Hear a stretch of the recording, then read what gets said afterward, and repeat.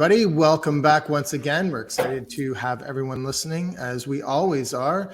And as always, with me again is Mr. Sandy McKay. How are you? Hey, Rob. Doing amazing. Doing amazing. Good. Why are you doing so amazing? When someone says amazing, we got to dig in. We got to find out what's the motivation behind this excitement that we're seeing from you right now. Like, I don't know. It kind of just came out. Well, it's early morning. I got a nice run in this morning. I'm actually going to in the next few days. I'm headed down to Barbados. I'm doing only for like 2 days. I'm doing a half marathon there and going to actually look at a few real estate things. Probably not to take action on right away, but just to kind of learn a bit about that market. And so I'm excited about that. I'm going there in 2 days. So maybe that's why. I see the sun in your background, and I can feel some of that coming my way soon. That's awesome. Yeah. When you were running, were you outside? Yeah, outside. Okay, I run cool. in Canada here, and we're in near Hamilton areas. I run through. I'll go to about -17. Okay. And I can run, and if it gets below that, that's my breaking point. Yeah. But you can do it. You layer up properly. It's doable. Through the snow and everything. Usually. I mean, it depends. I'm not going to run if it's a blizzard. If it's and I'm not going to run 20K if it's like questionable conditions. But you can do a quick 5K or something like that. Right. You have to let us know how the marathon goes then. Yeah. It should be. I'm not too worried about it. I've done a few. It's a half marathon. I've done lots. I've done a bunch of halves now, but this is the first one that's going to be hot. Like I'm usually used to like 5, 10 degrees, 12 degrees Celsius. It's going to be like 25, 20, 25. So hopefully it's along the ocean. It looks like a cool. It's definitely different when you sweat before you start running. Yeah. That's, but it's also at like 6 a.m. So maybe it won't be so hot. I'm not really sure. Too bad at the start anyways. But like I sweat on my way to the gym here, I walk to the gym and I'm soaked. So I'm going down there with I think you were just on his show. I just saw it come out with the Caribbean Real Estate Investing Podcast. I just saw you were a guest on his show. Dan and he's meeting me there. We're going to run that and scope out some real estate. Scoping out real estate all worldwide. Yeah. I still got to come your way because I haven't done that yet. And I know you maybe want to share about your experience there with the group. You had 15 people it looked like or so down there 2 weeks ago? There was 21 people. They came down a couple weeks ago, and that was our first event that we've done. It was a heck of a lot of fun, and it's funny because I think that the bulk of the people that came down were more or less just like looking for a vacation. Yeah. But again, like I recommend that people come down, get a feel for the area. It's not like most people want to do like quite a bit of research before they jump into buying anything. But we definitely had a really good group out here, and I'm going to do it again. I think there was too many people. Probably going to stick to maybe 12 to 15 people instead of 21 to get them where we had to go and get them through all of the properties. It was a little bit difficult. We managed, but did manage to get my new development project off the ground with that group. So that was really awesome. We're going to be building 6 more houses in Playa Avellanas. So that is awesome. And then we're just going to keep going. So if anyone wants to know about the things that we're doing down here, then just give me a shout, Rob at MrBreakthrough.ca. Cool. It's awesome. Congrats. That was good. Did you say you won a trip here though? Yeah, I have a trip pending to Tamarindo that I'm supposed to use. I didn't win it. I paid for it in a charity thing, but okay. But I should spend it at some point. I got like a 5-night stay or something. So Tamarindo, not too far from you. Well, if you can't do it, we'll raffle it off or I can do that too, I suppose. Give it away or something. True. All right. Yeah. Not a bad idea. Maybe we'll do that. Like look at me giving away your stuff.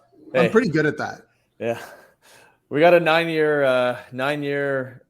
not reunion, 9-year something coming up in the anniversary. Month. Anniversary. Maybe there's something there. Yeah. 9 years. We've been doing the show for 9 years. Yeah. Almost. in another month. Yeah. Crazy. Anyway. All right. Anything else? Anything else you want to talk about before we get into it? Well, we got to catch our typical housekeeping things that we glanced right over this time. Want to recommend everyone to, of course, jump on over to our website, breakthroughriapodcast.ca, pick up our free gift, the ultimate strategy for building wealthy real estate, and they can go like and subscribe and do all that stuff. Where do we push them to? iTunes primarily. Yeah, but also when you get on there, when you go to our website, you can see all of our past guests. You can connect with them because most of them have all of their information right in the show notes. So you can, if you find a guest that was particularly interesting, you want to talk to them about whatever they, their specific field of knowledge was, you can get in contact with them there and also listen to all the episodes that we've done over the last 9 years. Absolutely. And iTunes, leave us a rating and review. Like Sandy said, it helps a lot and it helps us get really awesome guests like the ones we're going to talk to today and cover topics that, maybe you want to hear about that we haven't covered before. Just let us know. Mm-hmm. And it's the best time of year whenever this is coming out. It's around holiday season, I think. So it's a great time to go binge. It's a great time to go binge on a bunch of episodes in the past and reach out to our guests. That's right. You got time off. You're sitting around, go back, binge, listen, and learn some of those golden nuggets that people had to offer. All right. Well, let's get into it. Got some great guests here. I'm going to try and do the names properly. Martin May and Lyne Saighi. Yeah, good job. Pretty good, right? Okay, cool. So they're joining us from beautiful Las Vegas. They're up early there to join us, and of course they have some Canadian real estate ties in as well. And Martin and Lyne, they left their lives behind in Montreal to invest in New Brunswick full time in March 2021, after witnessing the significant cash flow potential there. Can't argue that. And with an integrated marketing strategy to source leads, in just over a year, they've done over 50 off-market property acquisitions, focusing on a variety of strategies: wholesaling, BRRRRs, and joint ventures. Now expanded to a team of 16 and haven't become one of the top producers of off-market opportunities on the East Coast. They're working on building a 7-figure wholesale business. And they're also working on leveling up their 35-plus door portfolio to commercial assets, specifically. And we're going to touch on this one quite a bit, I think, in the show, is self-storage and assisted living facilities, and international now in the U.S. So awesome stuff there. Lots to learn. I'm looking forward to this. Thanks for being on the show. Yeah, thanks for having us, guys. This is very exciting. So we're very happy to be here. Absolutely. Yeah, welcome, guys. And let me just touch on the fact that it's a relatively short amount of time to have a whole lot of things going on. So let's and at a time, I think, where a lot of people, especially if they were investing before, have taken the current market conditions to step back maybe a little bit, right? Where you guys, you're entering at that same time. So it's going to be very interesting to hear your perspective on on things. As usual, though, let's get started with how you got interested and involved in real estate investing. We both have very specific stories for that. I grew up with my father being a flipper. He did it kind of the small residential traditional way, where he would move into a house, probably a duplex or threeplex, renovate it, and then sell it. So we kept constantly moving from house to house. And the big part of it was that we were just fully living on construction sites. We were fully living in renovation sites all the time. So I've came to learn a lot of different skills, like changing sink, how to do a little bit of electricals, how to do a little bit of flooring. And it was always just fun because my dad was doing it. But I never really saw the financial benefits of it until I grew up and realized there's actually a lot of profit to be made there. So that was my first introduction to real estate. He's always told me also, you never really want to work for anybody else because that's not how you're going to make money. If you really want to make real money, you got to work for yourself. So when we met with Martin, and we just decided to kind of put both of them together, and we got started with our real estate journey that way. And on my end, just like Lyne, I came from an immigrant family. So my family and I, we immigrated when I was a kid to Canada. So, after getting my university degree, after, working full time for a couple of years, we're just discussing, essentially it's almost like an immigrant dream to own real estate in Canada. So that's really where it came from. And instead of buying a brand new condo, which is what we're looking at the time, we're talking to a friend from work, and he recommended me to read Rich Dad Poor Dad. Just like most investors, that's kind of how people fall into a rabbit hole. So instead of buying that, brand new condo in Montreal, I ended up buying this really beat down duplex just outside of the Montreal core in the area called Souk West. And what I essentially had to do, because I didn't know what I was doing at all, I had to rent out room per room, and I further converted the 2 living rooms into additional bedrooms, just so I can live in there for free, my mom can live in there for free, and we can rent out all the other bedrooms, and that will still cover all of our expenses plus debt service. So I feel like that was probably the most powerful lesson that got me started. Just the importance of leverage, the importance of owning a piece of real estate, to offset your living expenses and to build wealth that way. And another huge factor too, that's actually how Martin and Lyne, that's how we met. She was invited to a party in our backyard by one of my tenants that I was house hacking with. And that's how we met. We met in the backyard. House, yeah. I feel like that house was just project zero. We made all of our mistakes there. We renovated things we should have never renovated. We did not renovate what we were supposed to renovate, and we just made all those mistakes. It worked out, but everything was done on that property. So it was like project zero for us. That's cool. That's a great story. It is, and it helps when I think in a situation like that, when you've set yourself up right to make that income from it, you can afford to make a few mistakes along the way. And it's the same as if you're living in your own house, you want to fix it up, you want to do things with it. But in this case, you've covered, potential mistakes and even the cost of the renovations in most cases. Definitely. So you were in. Go ahead, Sandy.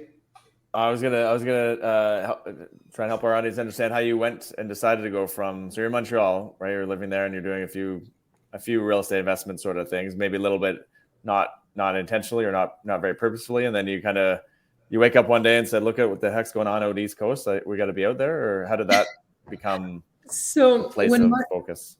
When Martin and I met, I was already set on moving to the East Coast, going to Moncton, New Brunswick. COVID kind of hit me pretty hard, and I just wanted a complete change of scenery. I'm like, I want to go somewhere as far as possible where it makes sense. I was pursuing a degree in criminology in French. So there's not a lot of French universities that offer a criminology degree. There's one outside of Quebec, and that's New Brunswick, University of Moncton. So that's the place that I chose to go to. And when Martin came to visit, we kind of saw the market there. I was looking for a rental. We realized the rental rates are very similar to what we would have in Montreal, but the purchase price for these properties is just a fraction of what you would spend if you were to buy the same assets in Montreal. And I think that's when we were like, if we just buy a duplex, we can live in one full unit instead of renting a room per room, rent the other one and have all of our expenses paid for plus profit just by this small little duplex. It really gave us a unique perspective because we're, on the other side of the spectrum. We're trying to rent a place in Moncton. So we saw just exactly how in demand it was. We saw how impossible it was to find a decent unit for affordable price. And to me, renting a 2-bedroom in Moncton was the equivalent price of renting one of my units in Montreal. So to me, I was like, the math here doesn't add up. What are we doing, sitting on the duplex in Montreal? Let's, and I didn't let her rent anything. I was like, Lynn, this makes no sense. I was like, I can literally, I can take out a HELOC on my Montreal duplex and we can buy a place together in New Brunswick. And we weren't even, seriously considering, living full-time in New Brunswick, even though it's just only for her studies. But as soon as we saw the opportunity, as soon as we started making a few offers, we realized, okay, there's really something here. There was just so much competition when it comes to purchasing, but there was also lots of demand for rental units. And we got curious, we're like, where is that all coming from? And we realized there's a lot of economical drivers, there's major schools there. So a lot of people from outside the city are also relocating into the city. And I think immigration laws are a lot, to get your primary residence, it's a lot easier when you immigrate directly to the East Coast. There's programs that help you with that than if you're just going to Montreal or Toronto. So there was a lot of immigration going there. There was a lot of different communities from different countries moving to Moncton. So that was driving the increase by a lot. The other major factor is there's a lot of big companies are relocating into Moncton on the east side because they have cheaper land, they can build for a lot cheaper, and the minimum wage is a lot lower than what you would find in Montreal and Toronto. So that was another big factor for them to move there. So there's a lot of economical drivers, a lot of reasons why people were moving there. And we didn't know that until we actually made the move. And I was just looking for a rental. Yeah. So that first property you bought there how much was it? So we bought a fourplex in St. John, New Brunswick for $275,000. Wow. And that's that's in 2021, is that, or what year would that be? That was exactly February 2021, exactly. Yeah. And the funny thing with that property was when we bought it, the property manager that was working on the property basically told us we're dumbasses for buying at that price. He was saying that property is worth 120 at best. And right now it's actually sitting on the market. We're expecting to sell it for 450 to 500. It's full circle, I feel like. Yeah. It's crazy. Wow. But we had actually a hard time finding anything to purchase when we were looking. It was so competitive. People were buying properties for $20,000, $30,000, $40,000 over asking. And that's also what pushed us to kind of start looking off market and maybe get into wholesaling more, because we did not want to be competing and paying top dollar for every single property we were purchasing. We wanted to have more control over negotiations, wanted to be able to purchase properties at a reasonable price that makes sense for us. So that's what got us into it. And we were honestly just getting so frustrated, as Lynn said, like everywhere we looked, we were getting outbid. It was either already sold, we had already an offer and a backup offer on it, or it was just no longer on the market because we had too many offers. It was a nightmare. So that's what got us into off market for sure. Okay. And then how did you guys start into that then? What were some of the action steps that you took?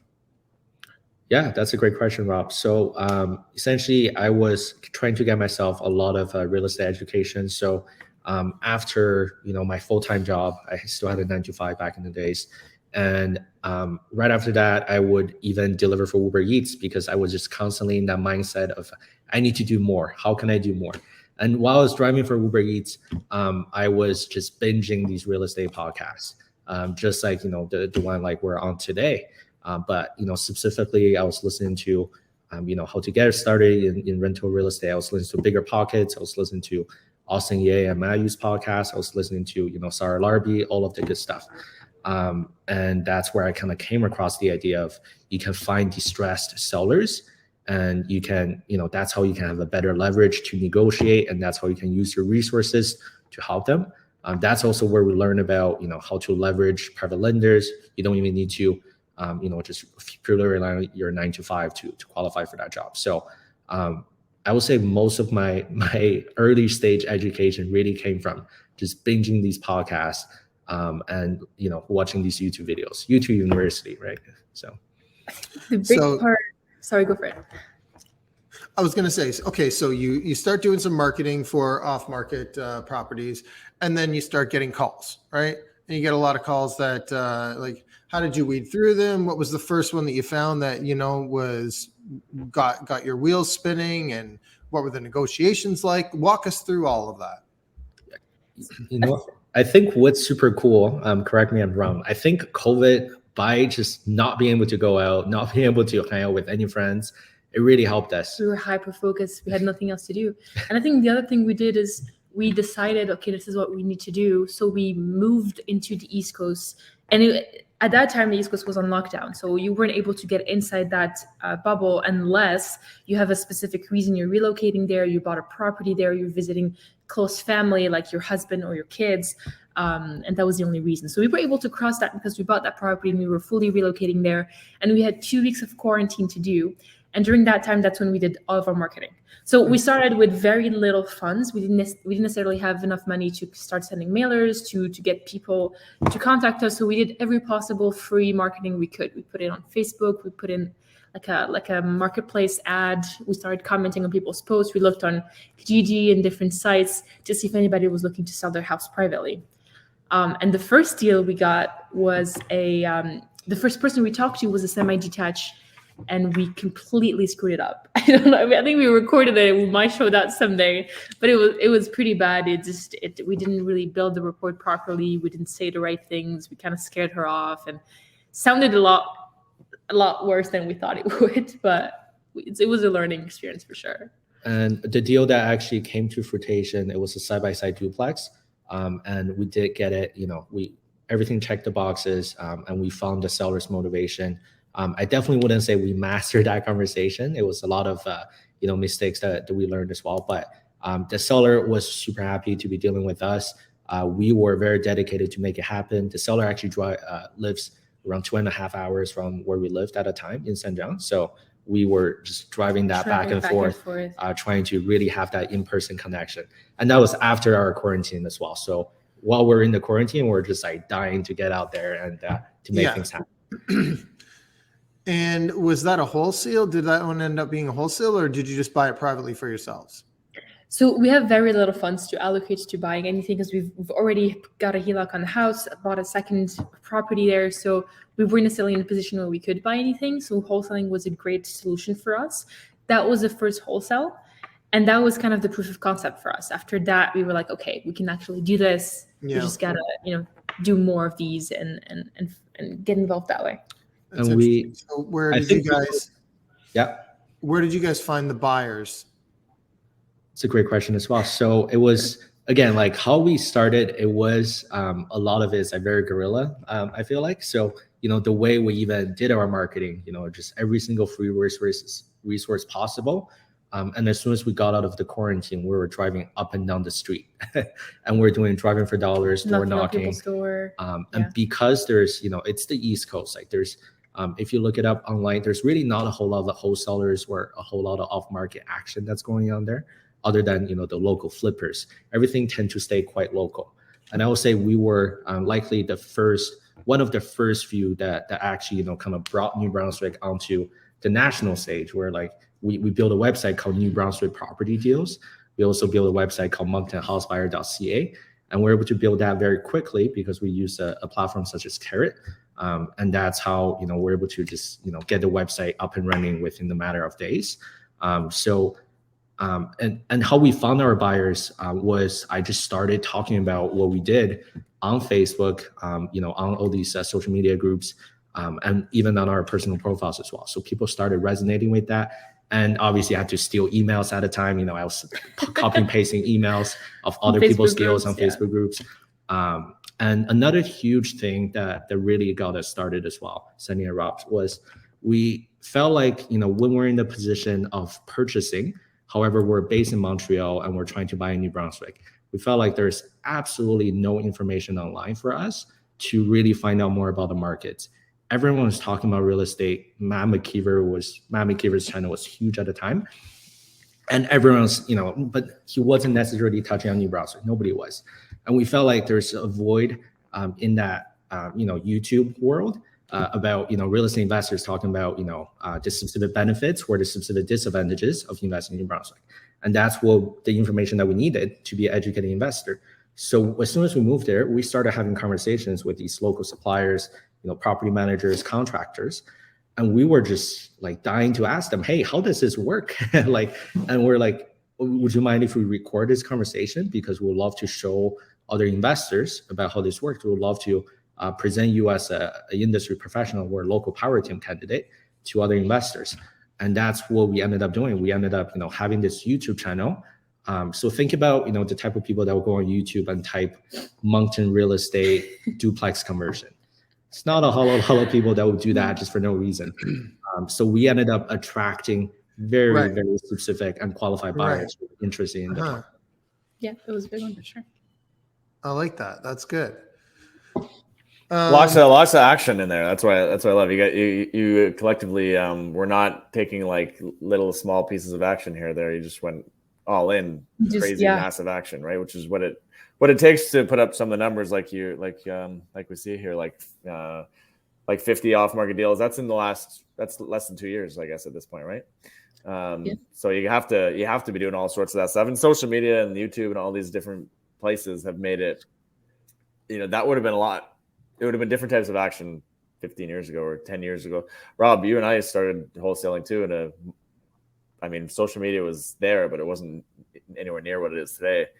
I didn't use social media whatsoever. No, none of that. We remember all the stuff we were doing. Good old signs in the ground. Yeah. And the letters. Yeah. No, but that's why I like this, right? Because I think that there's a lot of people that are starting or that want to get into real estate investing too, right? And this is like for someone with very little resources, this is something that you can actually do and you can make it work. And this is a way to get in, right? This is really the key to everything if you're starting with nothing. So I think that this is a really important episode for people to be able to hear. I think for us, it was also probably the best way to get into real estate because the lessons that you learn and the things that you have to develop skills about, you have to develop certain skills that will help you regardless of what venture you're getting in. You're learning so much about marketing, about how to get people to reach out to you, about how to put your brand out there. You're also learning how to analyze deals at such a fast pace because you get a lot of calls.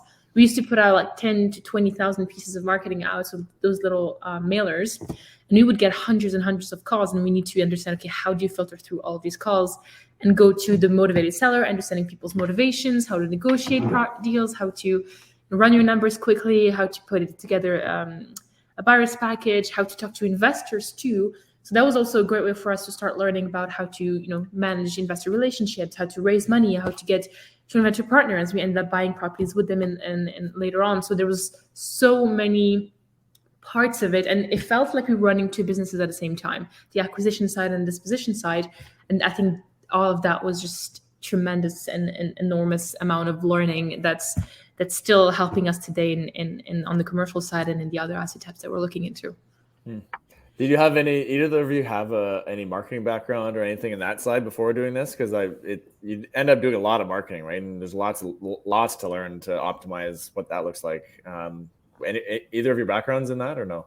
I personally didn't. My background is in criminology. It has nothing to do with real estate whatsoever. Martin has a bit of a leg up for that. That was very helpful. Yeah, that's what I majored in at university, and I was a marketer as a professional. Yeah, so all of this, and you're totally right. It literally just felt like a marketing puzzle, right? Like, how do you get yourself in front of the right sellers at the right time, and how do you package it to present it as a great opportunity for a potential buyer or a joint venture partner?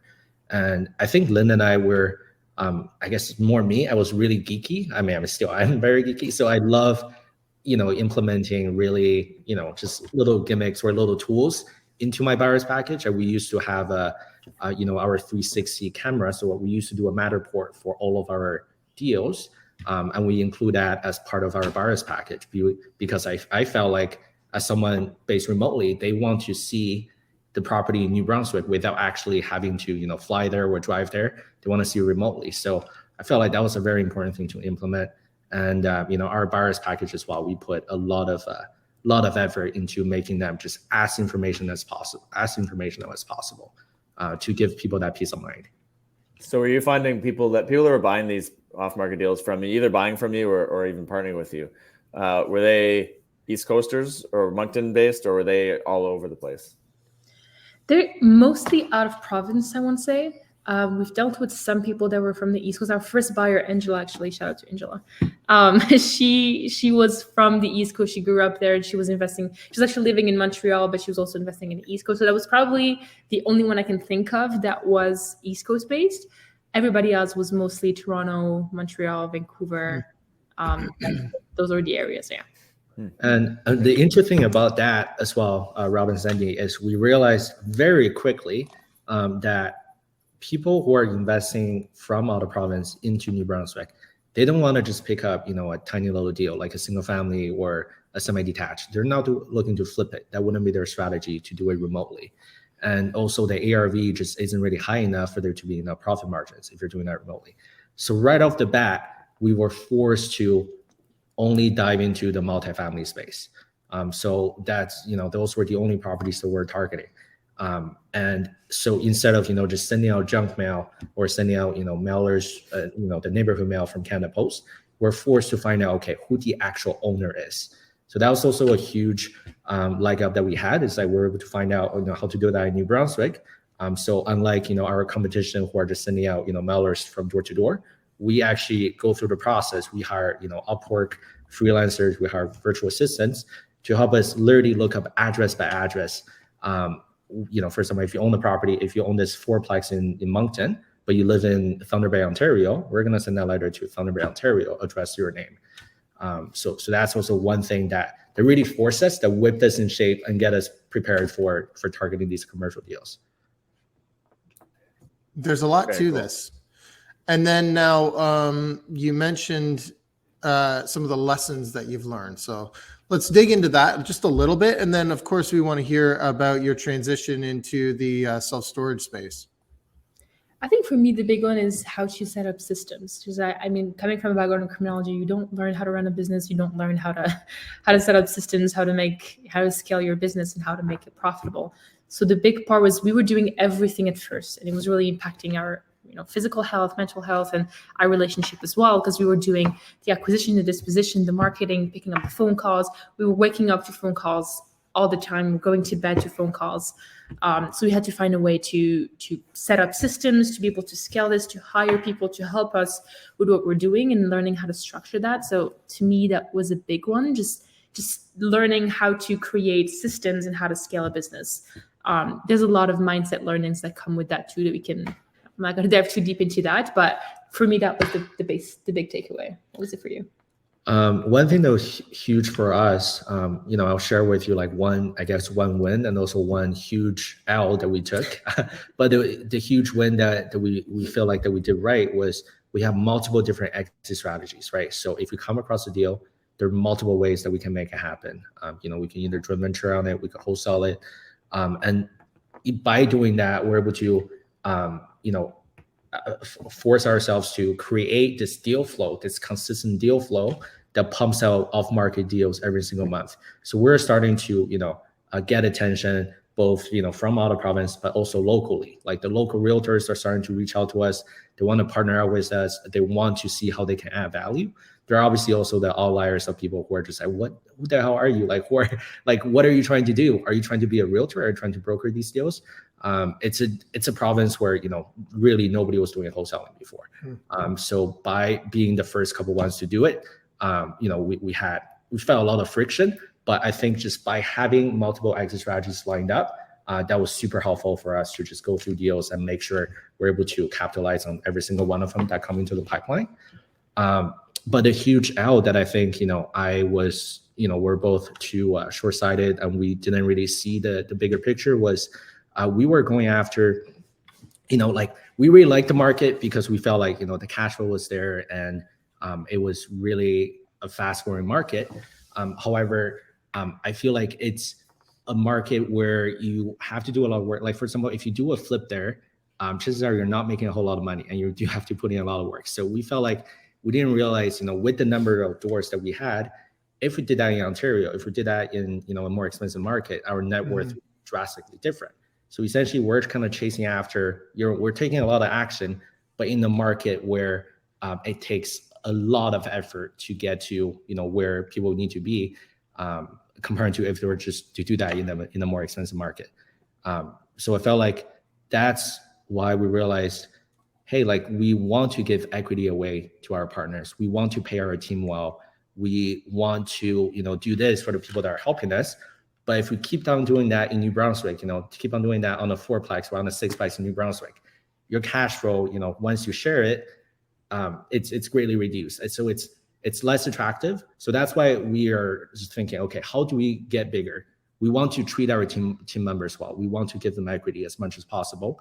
But if you give equity away, you're left with nothing. So that's why we started looking at, self-storage deals. We started looking at, assisted living facilities, because there's enough upside that you can easily take care of, your team members. You can easily take care of, people that are working for you in one deal. You can also scale a lot faster because you have the appropriate team members that are, helping you scale that business. Everybody has a specific task they're conducting and they're becoming expert into that. So you can scale a lot faster. Your deals don't require as much effort and time from you, and it's kind of like running on its own. So that was our main focus again.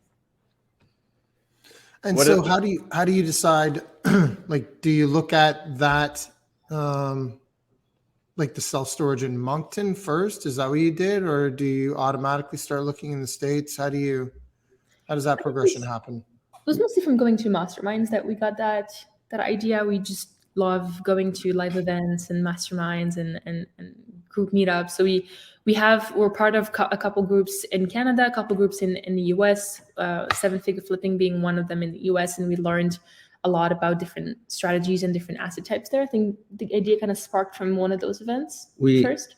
Yeah, essentially when we go to these events, Lynn is always the youngest person there because she's, even us, we have a 6-year, 7-year difference. But we're always trying to see, okay, what are other people doing? Whose lifestyle do we really want to, kind of duplicate and trying to aspire to? And we find, a lot of these older, more successful investors, who might be business owners at one point, who might have owned, a huge real estate portfolio. What are they trying to do? And from one of the events I went to, it was really eye-opening because it was, these Americans who own multifamily buildings for the past couple of decades. They're looking to retire. They're looking to get out of it. They're looking to do something more passive, easier for them to scale with, essentially less effort.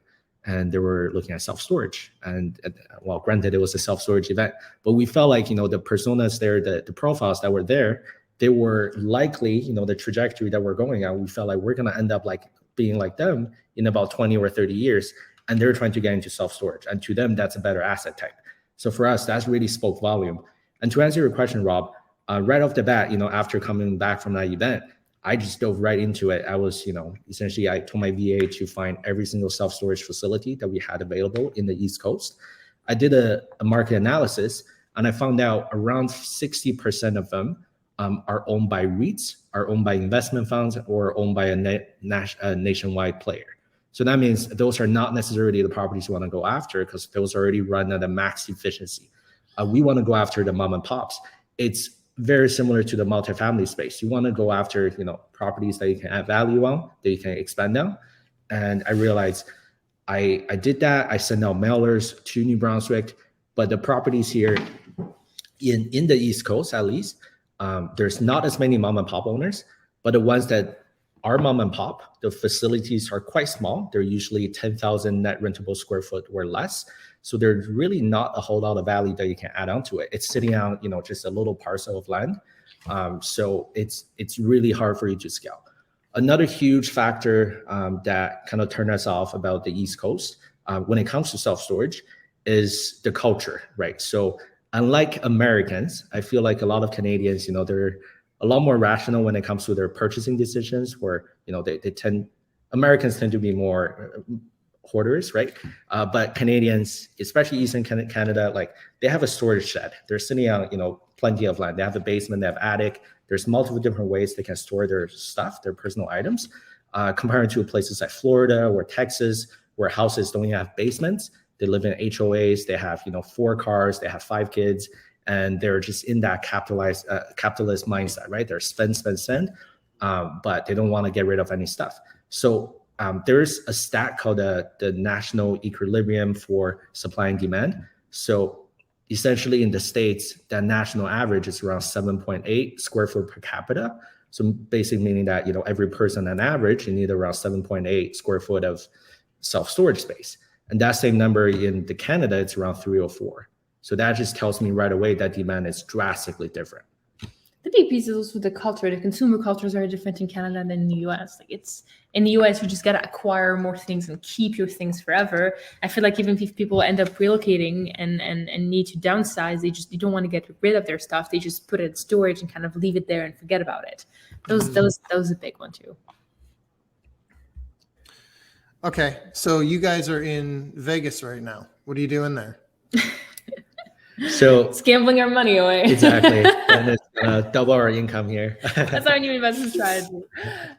No, we're boots on the ground. That's what we like to be. We like to be the active partner and like to be focused. So that's mostly why we're physically here. Martin is constantly hunting for land to develop self-storage for current mom and pop run storage facilities. I'm fully focused on looking into assisted living facilities. I'm fully in the learning phase and trying to get as much information as possible from it.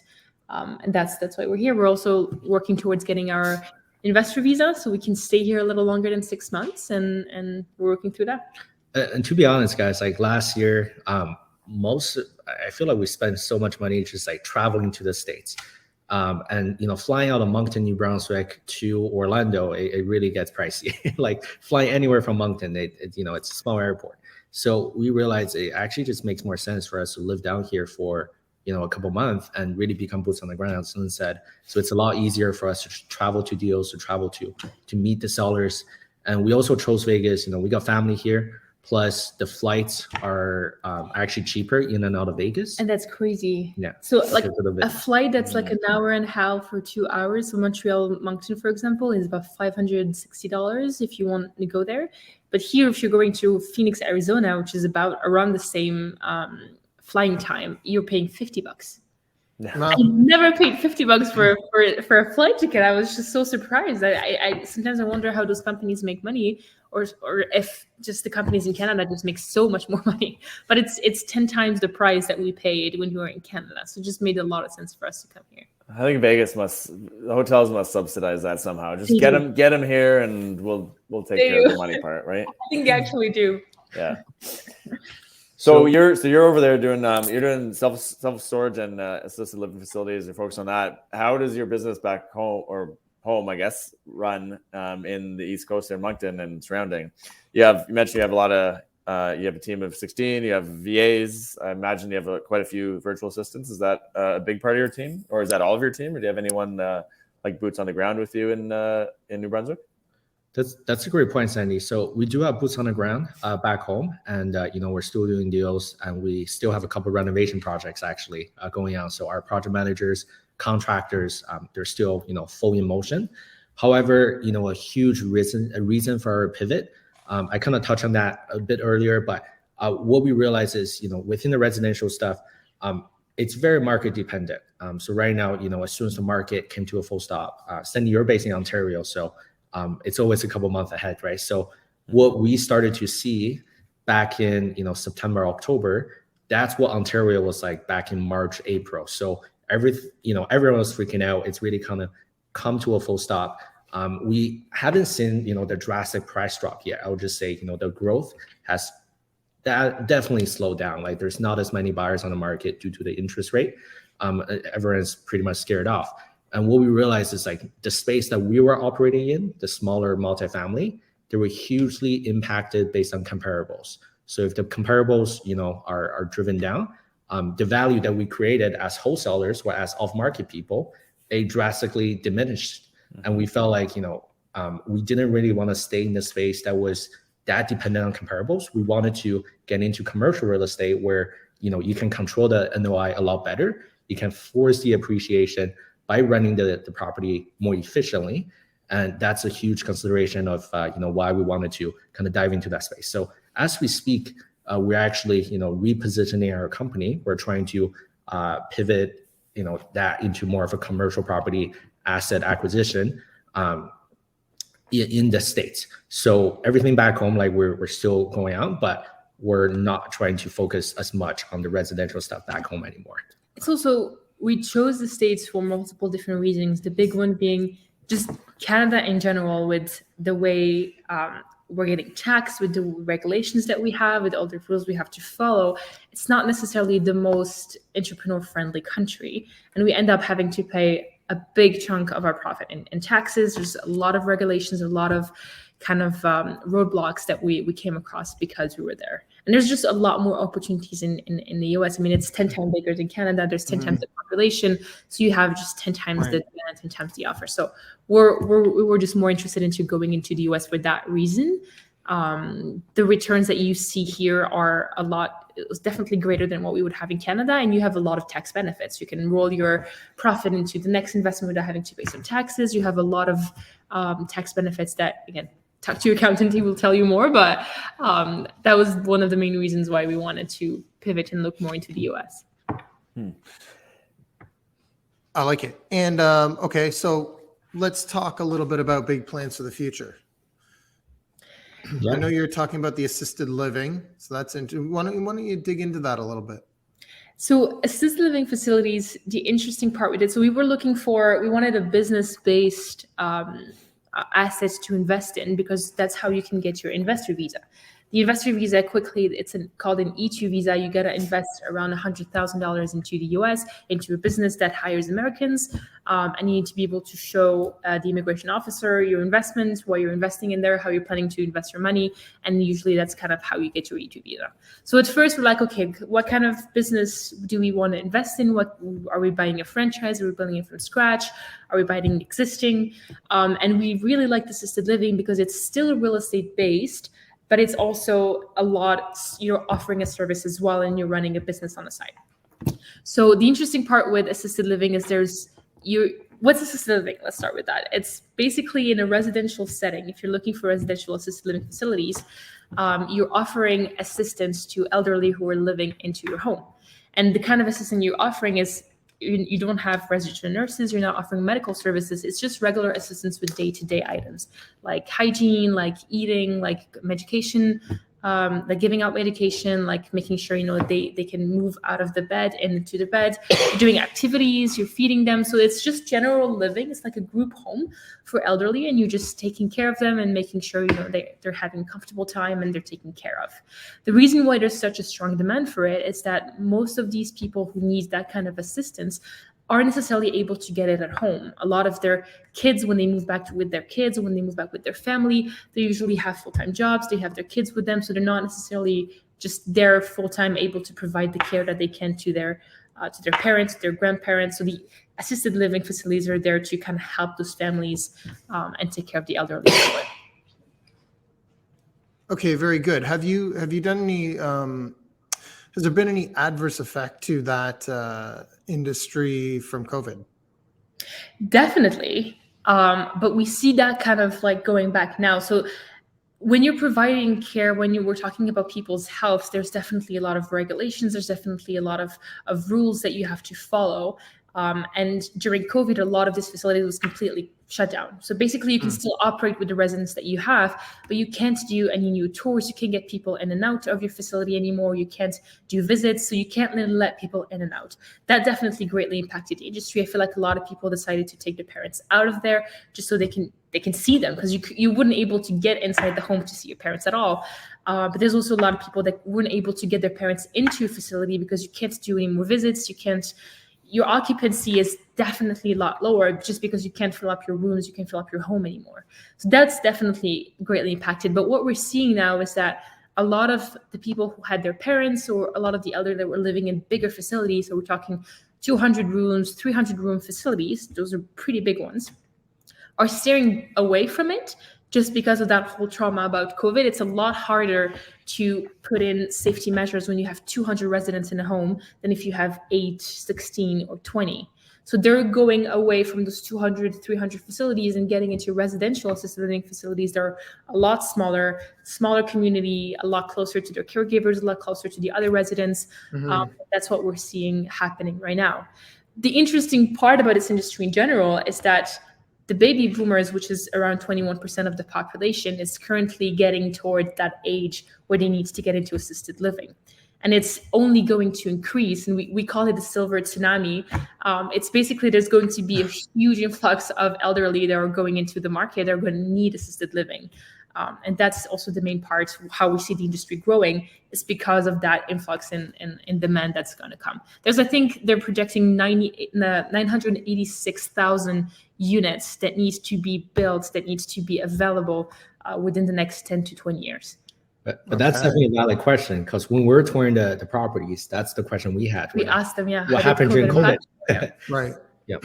Obviously, yeah. Yeah, and we do find the smaller facilities, and that's what Lynn touched on too. It makes sense because it's more adaptable, right? Like it's not just the rules are the rules and here are the rules. It's like when you're it's more on a smaller, individualized, how do we operate kind of scale. So no, that's good. We wish you the best of luck, you guys, and appreciate you coming on and sharing everything today. How can people get in touch with you if they want to learn more? Multiple ways. So you can reach us on Instagram. My handle is Lynn Saighi. You guys probably will have it spelled out somewhere. I don't expect everyone to know how to spell my last name. Martin's Instagram is Martin May. It's Martin May, and so it's actually really funny. I was testing it out. If you put on Instagram like self-storage Martin, my profile will show up. So it's perfect. Okay, that's exactly how I want it. Yeah. Cool. Great. And like Lynn said, yes, all the information will be in the show notes. So they have the correct spelling, the correct emails, and everything for you guys. And you can get in touch and learn more. So very interesting. And I'm sure you get bombarded with wholesaling questions constantly. So just everyone, before you reach out to them and ask them every question in the book, do a little bit of research on it. Like they said, there's lots of podcasts and other things where you can get information totally for free. And then, of course, you got some really, really specified problems that you're having, maybe reach out to them. Sandy, how can people get in touch with you? Same ways as always. Social media is easy as well for me. You can go find me pretty easily on Facebook, Instagram, LinkedIn, or sandy@freedomreps.com. Awesome. And everyone can reach me at rob@mrbreakthrough.ca. Thanks for joining us, guys. See you next time.